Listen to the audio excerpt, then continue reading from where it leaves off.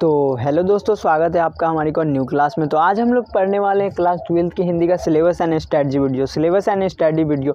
ये एक छोटी सी क्लास होने वाली है जिसमें हम लोग केवल सिलेबस के बारे में पढ़ने वाले हैं और स्ट्रेटजी के बारे में पढ़ने वाले हैं कि किस प्रकार से हम लोग पढ़ाई करें कि ये पूरा सिलेबस हमारे लोग का कंप्लीट हो जाए। और सिलेबस क्या क्या है, आखिर हमें पढ़ना क्या है ये पता कर ले और कैसे पढ़ना है ये पता कर ले। तो ये क्लास बहुत इंपॉर्टेंट होने वाली है।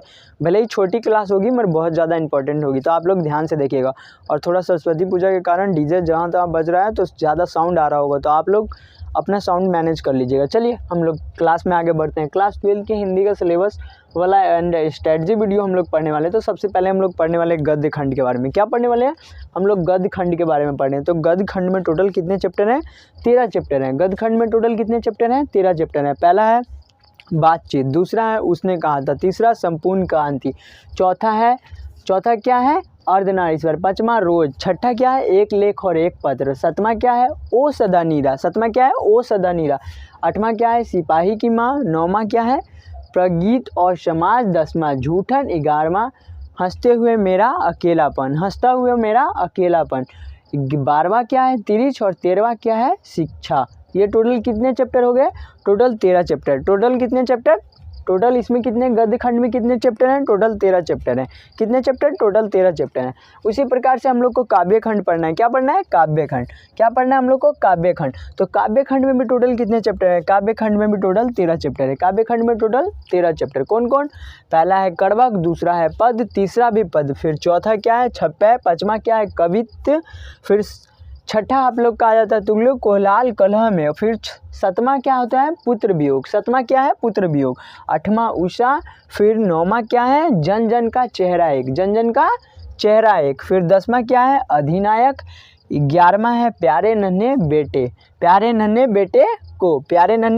को, फिर 12वां क्या है? हार जीत, फिर 13वां क्या है? गांव का घर। क्या? 13वां क्या है? गांव का घर। तो इसमें टोटल कितने? 13 चैप्टर। इसमें भी 13 चैप्टर और इसमें भी 13 चैप्टर। तो गद्य खंड और काव्य खंड में टोटल कितने? गद्य खंड में भी 13 और काव्य खंड में भी 13। और एक और है प्रतिपूर्ति में कितने चैप्टर? प्रतिपूर्ति में भी 3 चैप्टर। प्रतिपूर्ति में कितने चैप्टर? 3 चैप्टर। अब हम लोग पढ़ लेते हैं। तो ये हम लोग का सिलेबस है। गद्य खंड में 13, काव्य खंड में भी 13 और प्रतिपूर्ति में कितने? प्रतिपूर्ति में 3 चैप्टर। अब हम लोग पढ़ लेते हैं। तो ये तो हो गया आप लोग का सिलेबस। क्या हो गया? सिलेबस। अब हम लोग आते हैं इस पोर्शन पर। क्या? स्ट्रैटेजी। क्या रणनीति हो, क्या तरकीब हो कि हम लोग ये पूरा सिलेबस कंप्लीट कर ले एकदम सटीक टाइम पर, जिससे हमें दोहराने का टाइम मिले, इसको दोबारा पढ़ने का टाइम मिले। तो ये क्या रहेगी स्ट्रैटेजी? तो हम लोग एक सिंपल सी स्ट्रैटेजी रखने वाले हैं, एकदम छोटी सी स्ट्रैटेजी जो हम लोग फॉलो करेंगे। अगर रेगुलर फॉलो करेंगे तो आराम से ये सिलेबस कंप्लीट कर लेंगे और अच्छे से पढ़ पाएंगे। तो पहला क्या होगा हमारा? स्ट्रैटेजी पॉइंट 1 क्या होने वाला है?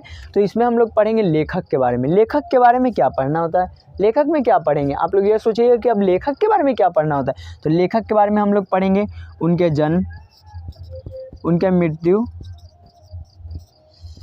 उनका पेशा, रचना, उनके बारे में, उनके पिताजी के बारे में, उनके माताजी के बारे में, इनका नाम, इनकी माँ का नाम, इनके पिताजी का नाम, इनका पेशा क्या है, इनके जन्म कब हुआ था, इनकी मृत्यु कब हुई थी, इनके जन्म कहाँ हुआ था, इनकी मृत्यु कहाँ हुई थी, इनकी रचनाएं कौन कौन सी है। ये जब हम लोग पढ़ लेंगे तो ये किसके बारे में? लेखक के बारे में हो गया। अगर लेखक के बारे में हम लोग इतना चीज़ कवर कर लेंगे तो हम लोग का ऑब्जेक्टिव क्वेश्चन ईजिली बन जाने वाला है। क्या बन जाने वाला? ऑब्जेक्टिव क्वेश्चन बन जाएगा। तो ऑब्जेक्टिव क्वेश्चन हमारा क्या बनने वाला है? ऐसा तो नहीं है कि अगर हमारे पास 100 ऑब्जेक्टिव क्वेश्चन है तो 100 में 100 बन जाने वाले हैं। 100 में से आप लोग याद रखिएगा कि वहाँ से ग्रामर का भी क्वेश्चन आता है। तो अभी हम लोग इसमें ग्रामर इंक्लूड नहीं कर रहे हैं। ये सिर्फ किसकी बात हो रही है? यह सिर्फ बुक की बात हो रही है। किसकी? बुक की बात हो रही है। तो यहाँ पे आप लोग का ऑब्जेक्टिव क्वेश्चन ईजिली बन जाने वाला है अगर हम लोग लेखक के बारे में पढ़ लें। मतलब टोटल चैप्टर पढ़ें, उसके लेखक के बारे में पढ़े तो आराम से हम लोग के पास ईजिली क्वेश्चन बन जाने वाला है। क्योंकि ऑब्जेक्टिव क्वेश्चन मोस्टली क्या होता है? लेखक का जन्म, लेखक की मृत्यु कब हुई थी, यहाँ से भी ऑब्जेक्टिव क्वेश्चन बनते हैं। लेखक के पिताजी का क्या नाम था, लेखक की माँ का क्या नाम था, यहाँ से भी ऑब्जेक्टिव क्वेश्चन बहुत ज़्यादा बनते हैं। तो हम लोग इस पर ध्यान देंगे। फिर हम लोग क्या करेंगे? Subjective question answer. क्या? Subjective question answer. जब हम लोग ऑब्जेक्टिव क्वेश्चन आंसर कर लिए, हम लोग सब्जेक्टिव क्वेश्चन आंसर कर लिए, हम लोग पूरा चैप्टर पढ़ लिए, तो अब हम लोग क्या करेंगे? इसमें से VVI क्वेश्चन आंसर निकालेंगे। ऐसे बोर्ड में बहुत सारे क्वेश्चन हैं, ऐसे बहुत सारे क्वेश्चन हैं जो हर साल रिपीट करते हैं। अगर आप लोग को विश्वास ना हो तो आप लोग क्वेश्चन बैंक खोल के देखिए, आप लोग को बहुत सारे ऐसे क्वेश्चन मिलेंगे जो हर साल रिपीट कर जाते हैं। 1 साल 2 साल का गैप रहता है और हर साल वो क्वेश्चन रिपीट करते हैं। तो वो क्वेश्चन रिपीट करते हैं तो वो क्वेश्चन क्या हुआ, VVI, क्योंकि वो बार बार दोहराए जा रहे हैं, तो हो सकता है इस बार भी आए। तो वैसे क्वेश्चन को हम लोग अनुमान के हिसाब से निकालेंगे और जो क्वेश्चन ज़्यादा बार पूछा गया उसको फिर अलग निकालेंगे, उसको VVI क्वेश्चन में रखेंगे और उसको बार बार पढ़ेंगे। तो ये हो गया। फिर हम लोग पढ़ेंगे क्वेश्चन पेपर या बैंक, क्वेश्चन पेपर या क्वेश्चन बैंक। इससे हम लोग को क्या पता चलेगा कि हम लोगों ने जो क्लास ली है, हम लोगों ने जो चैप्टर पढ़े हैं, जो जो क्वेश्चन हम लोगों ने VVI छाट के रखे हैं, या फिर जो प्रकार के क्वेश्चन हम लोग किए हैं, या जिस प्रकार के ऑब्जेक्टिव हमने बनाई है उस प्रकार के क्वेश्चन पेपर में आ रहे हैं या नहीं आ रहे हैं। अगर पेपर में आ रहे हैं तो बढ़िया है, हमसे बन पा रहे हैं कि नहीं बन पा रहे ये पता चलेगा। अगर क्वेश्चन पेपर में आ रहे हैं जो हम लोगों ने पढ़ा है, अगर हमसे नहीं बन रहा है तो क्या दिक्कत है कि हम लोग को फिर से रिवीजन करने की ज़रूरत है।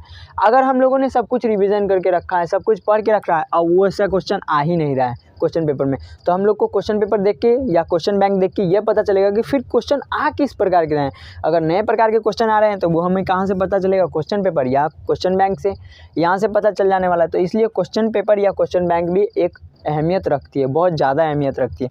फिर उतना तो ये तो हो गया अपना बुक के बारे में, ये हम लोग पढ़ेंगे। तो ये सिर्फ किसके बारे में हुआ, ये हुआ आपके बुक के बारे में। अब हम लोग का मेन पोर्शन आता है हिंदी ग्रामर। हिंदी ग्रामर ये बहुत ज़्यादा भूमिका निभाता है ऑब्जेक्टिव क्वेश्चन बनाने के पर्पज़ से। आप लोग पूरा बुक पढ़ के सब्जेक्टिव क्वेश्चन आसानी से बना सकते हैं। ऑब्जेक्टिव क्वेश्चन अगर आपको बनाना है तो ऑब्जेक्टिव क्वेश्चन के लिए आपको ग्रामर पढ़ना ही पड़ेगा। हिंदी ग्रामर यानी हिंदी व्याकरण, ये आप लोग के लिए बहुत ज़्यादा ज़रूरी है। तो ये तो हम लोग बुक के हिसाब से, ये जितना भी आपका स्ट्रेटजी या सिलेबस था ये किससे था, बुक से था। बट ये हिंदी ग्रामर के बारे में सिर्फ यहाँ पे टॉपिक अटैच किया गया है, ना कि आपको बताया जा रहा है। अब इसका टॉपिक, हिंदी ग्रामर का टॉपिक आपको नेक्स्ट वीडियो में लिखाया जाएगा कि ऐसा कौन कौन सा हिंदी ग्रामर का टॉपिक है जो हमें पढ़ना पड़ेगा, हम लोग को ज़रूरी से ज़रूर पढ़ना पड़ेगा, नहीं तो उसके बिना ऑब्जेक्टिव क्वेश्चन नहीं बनेगा। तो ये हम लोग को हिंदी ग्रामर कौन कौन से ऐसे टॉपिक हैं जो हमें ज़रूर कवर करने हैं, ये हम लोग किस क्लास में पढ़ने वाले हैं, इससे बाद वाली क्लास में।